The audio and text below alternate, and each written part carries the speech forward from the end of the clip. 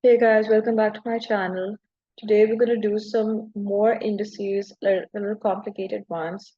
We'll be dealing mostly with fractional indices and negative indices.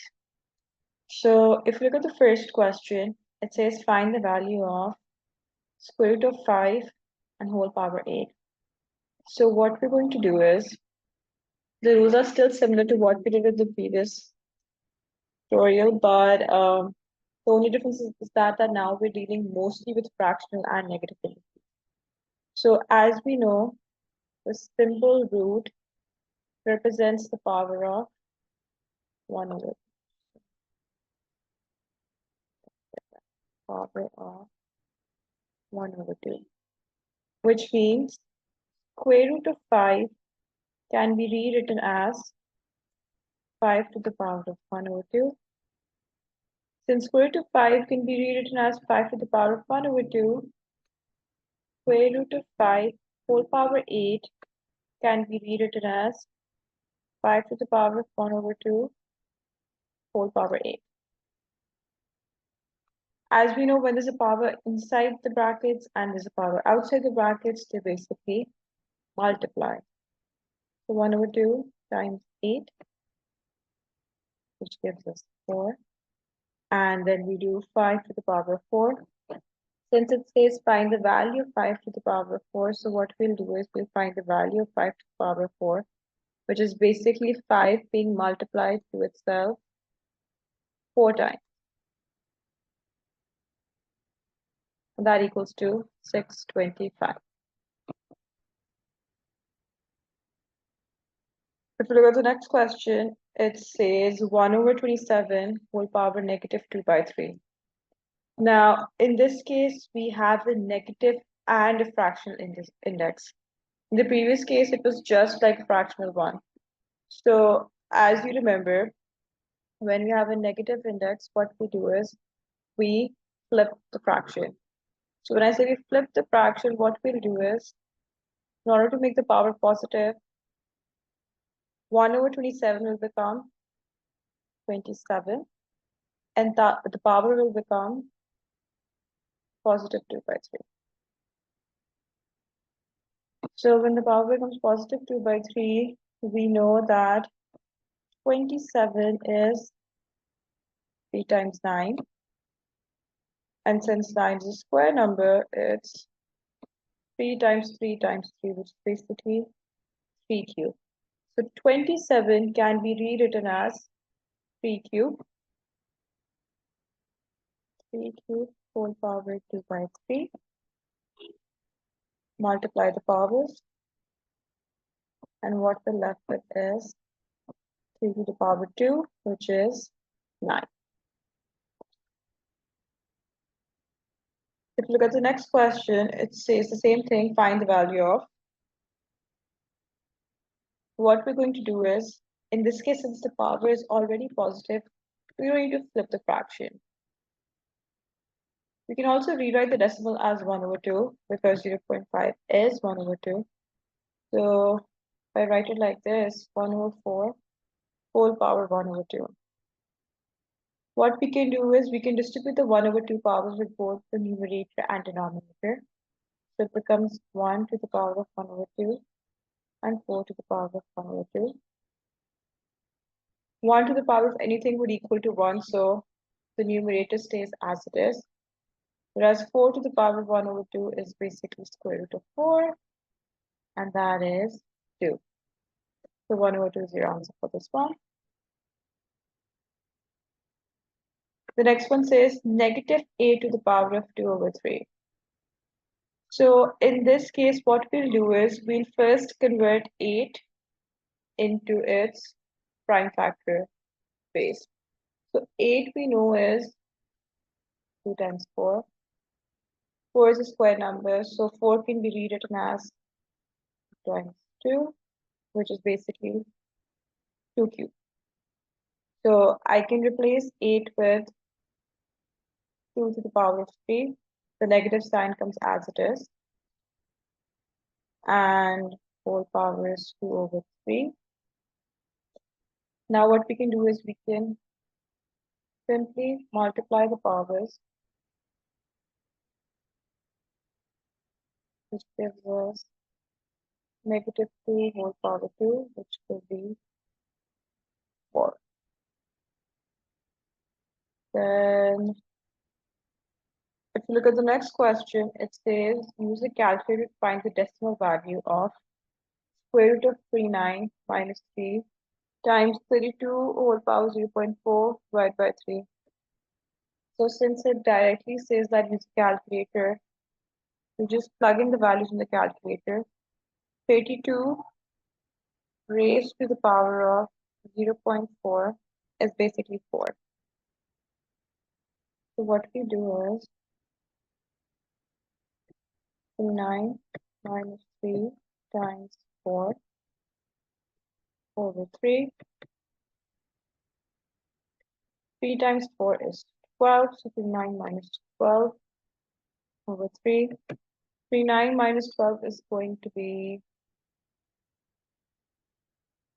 17. So square root of 17, since 17 is not a square number, what we're going to do is we're going to find the square root of 17, which gives us 4.12. 4.12 divided by 3, so our answer is going to be 1.37. Correct to 2 decimal places.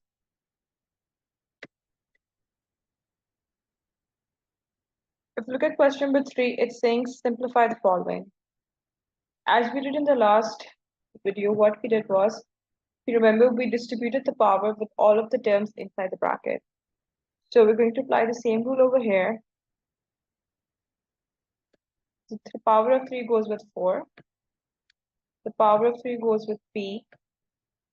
And it goes with q square. So 4 cube is going to be 64. P cube remains as it is. And since there's a power inside the bracket and outside the bracket, we will multiply these two.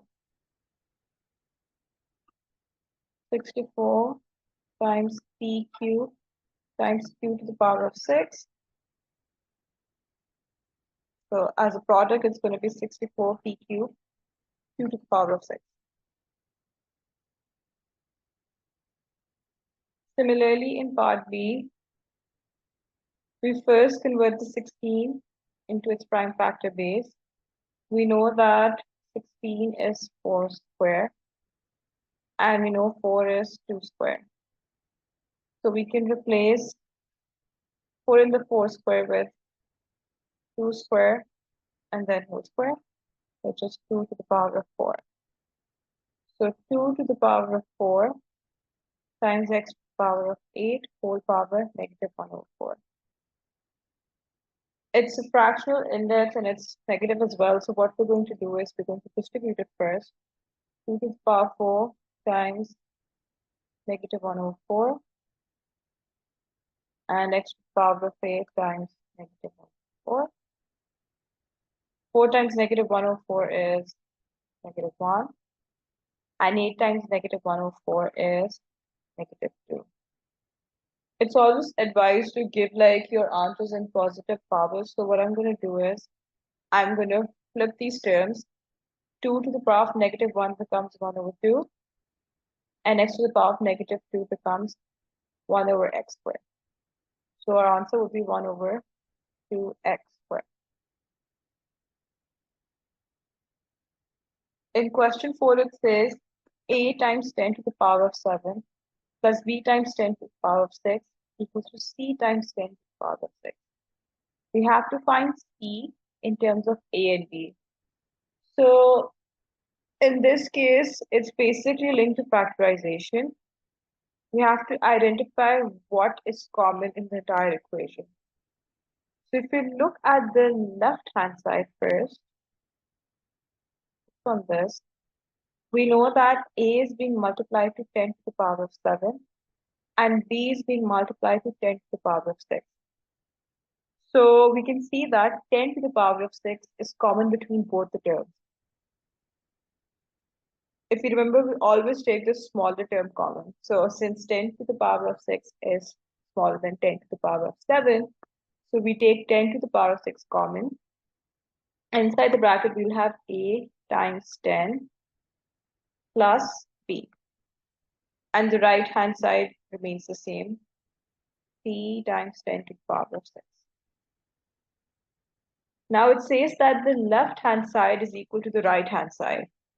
And if we look at this equation now, 10 to the power of 6 is being multiplied to c on the right hand side. On the left hand side, 10 to the power of 6 is being multiplied to a times 10 plus b, which means a times 10 plus b is basically equal to c. A times 10 is 10a plus b equals to c. And it says find c in terms of a and b. So this is your answer.